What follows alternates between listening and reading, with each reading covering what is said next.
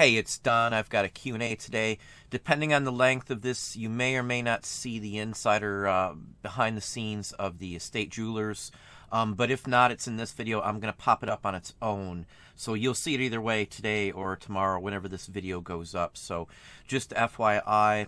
I've went over these here. I've again got quite a few pages of notes just from here. Some questions, comments, concerns, and things along that line. One of the comments here, and I'll address it first, on iPhones and iPads and stuff. I have no clue on Apple products at all, unfortunately. I'm not an Apple person at all. I've used Macintosh and stuff in the art industry and worked for a magazine, so I know the products, but I don't know anything about the handheld devices at all. Back in my day, it was all a desktop, MacBook E or whatever the heck they were at the time. So, and I can't see what you guys see on Patreon, and I've asked if there's any way to do that. I can't see the specifics on any page that you guys see, because it's not the same for me. I have like the account holder page, and there's no way that I can come back in and look at my own page without paying myself to look at it. And I don't know how that even works, because it doesn't seem to allow me to do that. So I do apologize. I have a question into Patreon. Chances are it usually takes 2 or 3 days. It's going to be the weekend in just a couple more days. On the weekend, they never answer anything, so it's usually like Tuesday before I hear from them. It's like just a couple days a week I ever get any responses from them. The site's okay. They are working it out on that too. Patreon did send out notices to folks like us and telling us that we can post more images at one time, and apparently they are working on a way for all you guys to post multiple images on the community page. So that would alleviate the need to go to Facebook or anything else to put them. If you've got a bunch and you don't want to mess with the Patreon one photo at a time, you're welcome to post them on Facebook, or you can email them to me on Facebook. But please, if you do that, you must email me through Patreon and tell me, because I don't check those all the time, most of the Facebook pages, because some days, as I've said, I get 90 or more sometimes questions, comments, and answers through Facebook, and I can't answer them all. There's just no way on earth I could spend a couple hours every day of the week or whatever the equates to. So just please keep that in mind. I don't mind looking at them that way. Just let me know on Patreon that you're doing that is all. And you can post them just to an email. You can post multiple images on Facebook to an email and send them just to me. So if you don't want them on a page where anybody else would see them, that's fine too. I don't see a way to email me. Well, maybe I think you can email me a photo as well, personally, here on Patreon. I just recommend try and keep everything to Patreon. Not trying to avoid you or anything else. I just don't answer Facebook, and my personal YouTube email address, I don't answer unless I got something going on, usually that much, because again, it's quantity. I'm not a marketeer. I'm not a YouTube pro or anything like that. My main income is from selling, so that's what I do all my time. So I'm not a marketeer to market you something. I'm here to give out my knowledge and talk about things that I like to talk about. So anyway, question here: how do I go about finding pickers? What type of person am I looking for? The primary idea that's occurring to me is talking to people who run estate sales and handing out my business card to them. Another would be trying to talk to the gentlemen that drive through my neighborhood with pickup trucks on bulk pickup Sunday nights once a month. I don't want you to tell me anything that would lead me to your picker. I just want to know who the hell I am looking for and what kind of arrangement do I want to make to find them. That's a real toughie. In all honesty, I never looked to sell full-time like this at all. This was never my goal at all. I'm so glad I did, but that was never anything I even thought of. I never thought about finding people to call me. It never even occurred to me that there's people that would do that. I literally ran into people at sales. I would go to the same auctions constantly, and I'd see other people buying and doing this. And you sit next to the same person a couple times, you might talk. At a lot of the auctions that I go through, the antique ones, you pick up your items the minute you won them, and your number and your information is recorded. They already have a copy of your driver's license and all that kind of stuff. So if you walk out, you're in some trouble. Legally they will go after you. You will be arrested. They verify everything pretty well. They do go through police departments many times and report things that may be suspicious that show up at auction. So there's more to it than just that. And I'd sit next to these people, and we got to watching each other's stuff, and he'd ask what I did, and we'd talk, and I'd see what he did. And eventually, you know, it got to be where I got to be friends with some of them. Some of them was going to the flea markets, literally, week after week after week, with several of these people. And then, like, the flea market guys, they're always older folks. And no discouragement. I'm getting up there, you know. I'm not a spring chicken, I guess you'd say, anymore. And the old timers hated doing internet. They didn't want to mess with it. All the ones I know don't.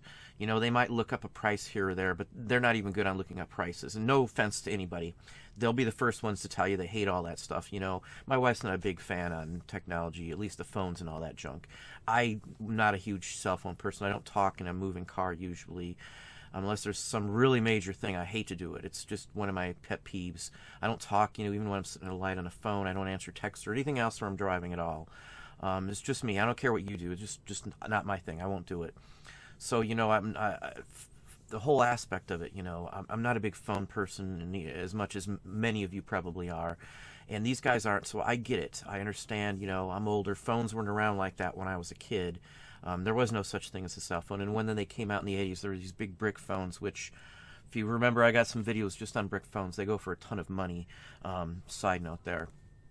But, you know, pickers were found that way, running into them. The flea market ones were probably my best sources, because if they just get something in, they would have to wait to a flea market, and sometimes there wasn't one every week. So they got to sometimes offer, hey, you want to, you know, swing by or something, you can check them out at the house or something before the flea market. This was a way that, at least in the initial aspect of getting them, for some of these, was a way for them to sell stuff quicker. They didn't do internet, so they can't just put it up on eBay. Otherwise, they'd have to list it in Craigslist and have some random person come over. And many of them are a little skittish on that as well. That's why it's a lot of old-timer flea market guys. And I didn't ask for, hey, old-timers or anything like that. You're just going to have to judge it by ear on what the appearance and what type of stuff they sell, I guess you could say. You know, most of the people that I deal with, you know, at least have a cell phone, but that's about it. They don't mess with it, you know. They don't have a computer, many of them, at home. It's an added necessity. They don't want to mess with it. You know, they're older. It's just for the youngins, I've heard people say even. That's where I got most of my pickers. The estate sale companies and stuff, you're probably just spinning your wheels on those because they've been asked hundreds of times. I guarantee it. Everybody who's just getting into it probably asks every single one of the estate sales and companies like that every time. I got in good with some estate sale companies only because I used to go to their actual sales week after week after week, and I'd always, you know, look at the records, and eventually they'd say they're over here before they even asked, and, you know, and stuff like that. Or, you know, they'd ask, do you know anything about this record? Do you know anything about that? And I offered my services. So that's how I got in with estate sales. I didn't just go to them straight off.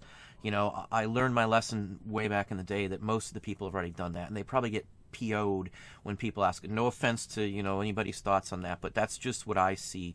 I know people that do that as a living, estate sales and things like that, so I know what they think. You know, I'm giving you an inside dope on it. That's the facts. Take it how you want, but that's my personal experience that they get aggravated on asking.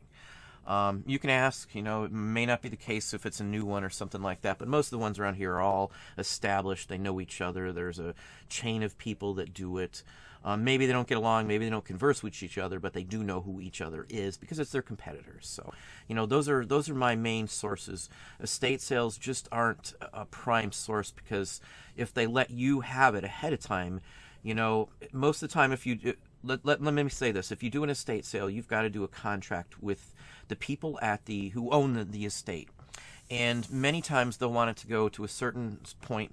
You'll have to agree that you can sell it this way and all this other stuff. Most of them have contracts and they won't do stuff like that. Many of the estate sale companies have had legal issues for theft and things like that. Believe it or not, it's a high area of theft because the owners of these estates may have just inherited something and have no idea what's in there. So if an estate sale swaps it or does something screwy, they might not even know it. It's an easy chance to be ripped off. And I don't trust anybody. Just FYI, I don't trust anybody. I learned my lesson years ago from all the fraudulent activities in many of these fields. That's why I don't get into it. I don't play the drama. If you want to sell antiques and collectibles, your feedback's got to be good. You can't show any sign that you have any inclination towards anything that may even remotely be considered wrong, or doing a business deal wrong or something along that line. I don't know how to express that enough. If you've been in the industry, you know what I mean. You get a bad item for a seller once or twice, you're never going to go back there again. It's just a fact. And every purchaser matters, especially if you sell in a niche. Like some of the niches I sell, and there may only be a dozen people in the whole country that buy those items. Believe it or not, there's stuff like that. And if you piss off a couple of them, they might know the other ones because they are the only members of one group that collects those items or something. It's a small world, in all honesty. So, that's the main ideas on getting a picker. I didn't go out and say, hey, you want to be a picker, you want to be a picker. You can hand out business cards as well. Hitting up shops for stuff like that may work at like stores and stuff. But again, most antique stores that I see religiously, malls and stuff anyway, have people in there that know the internet. If they have a computer system in the antique store, antique mall, chances are, they've scanned their items, I would say. Even in antique booths, I set up at them. I used to do antique booths as a vendor, and I used to go to the flea markets as a vendor and set up in a booth. You would check out other people in that same antique mall or space to see what they've underpriced and buy from them, and you may sell it at the same show they're still sitting at for more than they had it for, and still sell it at that. I've bought in swords and things like that for 35 to $50 at a flea market, turned around and brought them back to my table and sold them for $250 that same day.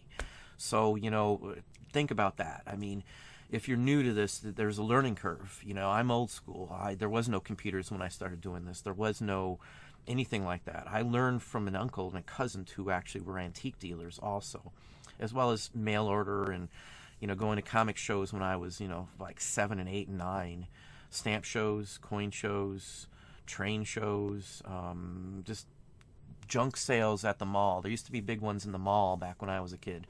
The whole inside of even major malls, almost every mall in my town had them, where they'd be like collectible shows and fairs inside the mall. They got big business. It was usually packed on those days. Lots of neat stuff. That was the old days, back in the late 70s and early 80s. That was still going on. So it's a different world now.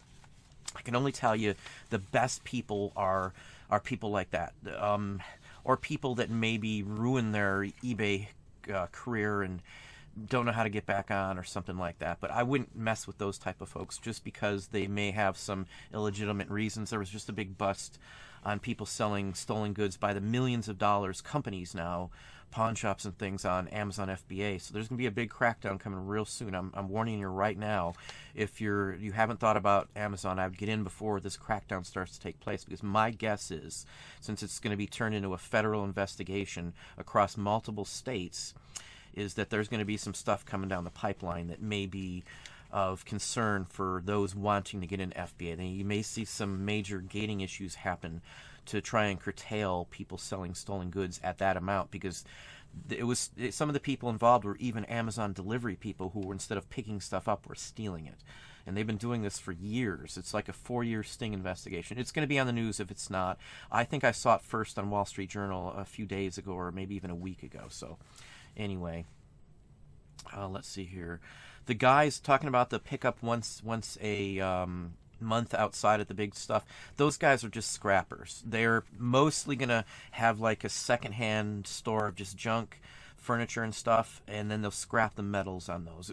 I knew somebody who did it, who used to just get the metal, and he made a lot of money getting metal, but he never did much else, and he worked a full-time job doing something else. He just did that at night on his day off. So, it just depends. He requested to have the garbage pickup day for those events off so he could do that. There's people that do that.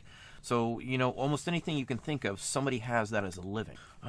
So hopefully that gives you an idea on that. I mean, that's your best bet, is just to talk to people at places that buy and sell. Flea markets first. Hit the flea markets. Get to know what type of people are there. Get to know the same vendors that have stuff that looks pretty good, and ask them, how often they get it. Again, direct asking sometimes is going to get you to, a turnoff from these folks right off the bat. They may take it the wrong way. They may have been doing this for so long. Why would they mess with somebody new? They've got contacts of their own, most of these guys. So you're going to have to get friendly with them. That's all it took for me. I talked to them. I was sincere. I was into stuff that they didn't mess with and didn't know about, so they were happy to sell it to me most of the time because they bought this stuff starting basically just for me at one point.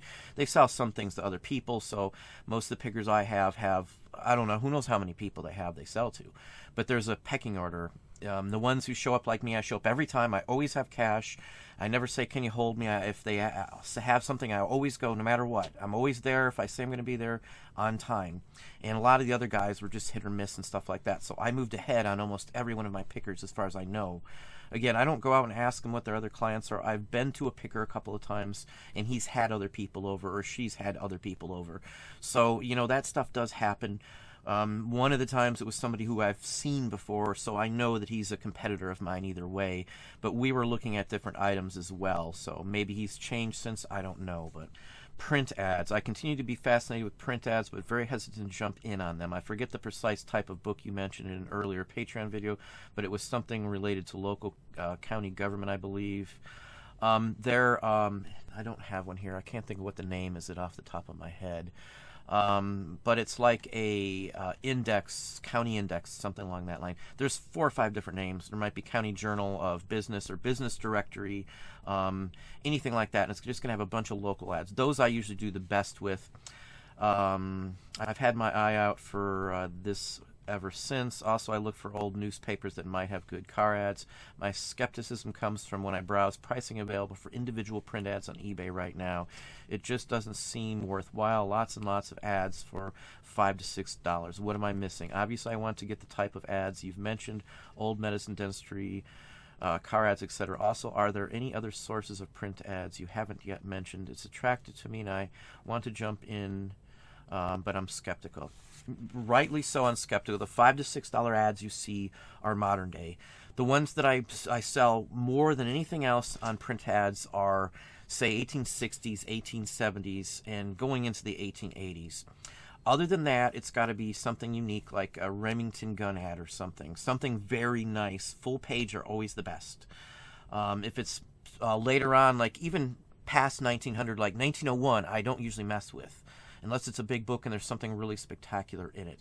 Decent print ads from printing companies are usually good. Ink are very good, as long as they're 1910 or before. It would take a book worth of information to tell you specifics on every label, but the old ones are what you want. If it's dated in the ad, in the print ad, 1870s, it's really good, I would gather, because almost every single one I think that I've had with a date in it goes for money.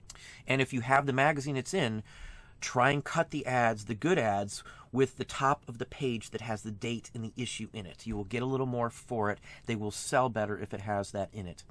Another thing that I never do is I never post a picture of what's on the back of a print ad.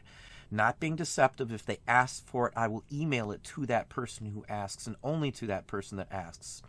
Some people don't understand that there will be stuff printed on the back. I've never had a complaint about it, but when you give out that information, I can pretty much tell you from personal experience and from seeing what others do, the ones with the back pictured in them don't go for as high of money because people, it's a distracting factor to realize that this is on the back. But once you get it, you want that piece of article, they're still happy with it. I've never been dinged for it in all of these years, and as you know and you can see, I've been full-time for like 8+ years. So in all that time, I've never been dinged for a print ad.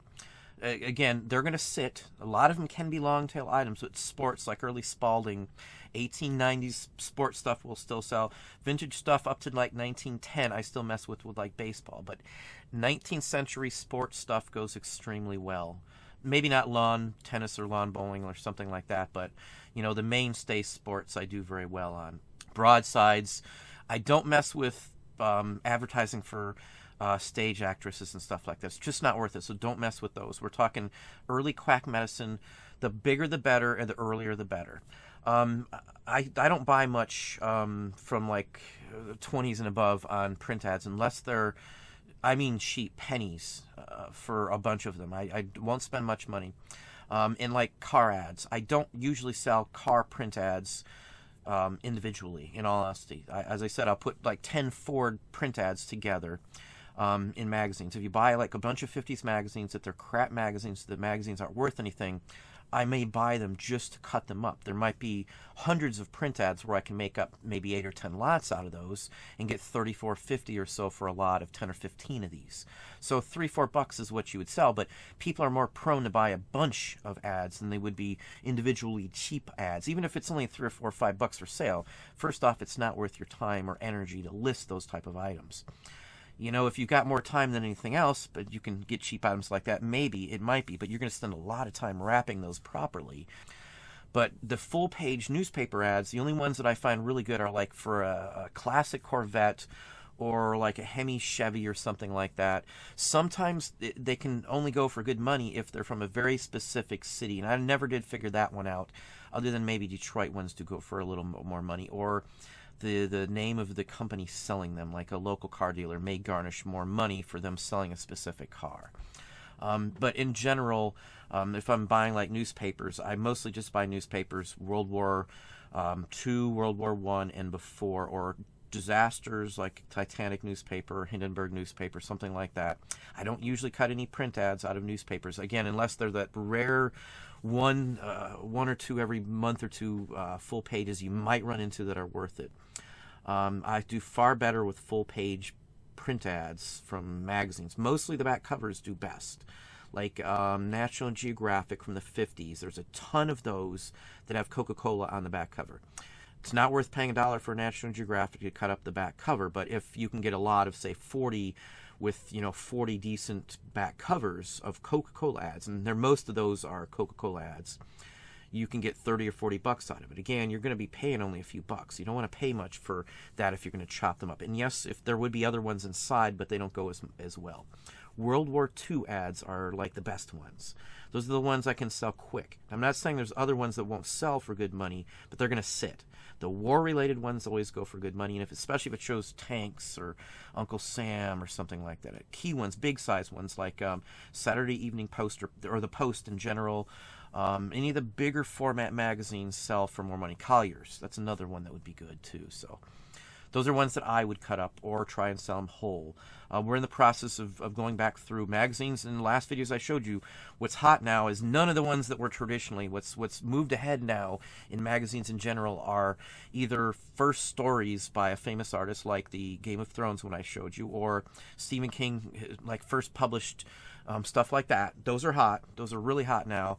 And then gaming, vintage gaming computers from the 80s and 90s. Now, not every title, but those are what's leading the pack and what I see in magazines and stuff like that too. So I try to side note it there a little bit. But you want early ads. Town journals, town directories are probably what you'd be more prone to see it listed as. But again, there could be a half a dozen names on those type of books. Each county could call them something different. There's no set standard for the name, but directory, it's basically a directory, even if it doesn't say that in there. And most of the time, they'll show nice print ads. And usually, if they're 1870s, and they're usually books, chop them all up, tear them up, cut them up, all that kind of stuff. You run into some bound periodicals for farming, and those are usually pretty good too. 1870s, 1880s. Again, you're going to have to dig. This isn't something you're just going to walk up on in a garage sale, or maybe a estate sale possibly, but I really dig for this stuff. Sometimes I find these books at antique malls, and they're sold as a book, and the person selling them isn't thinking or doesn't want to cut them up.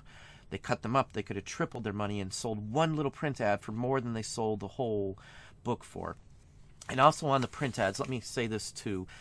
It's a balance between how much it costs you to list those print ads and how much you make each month.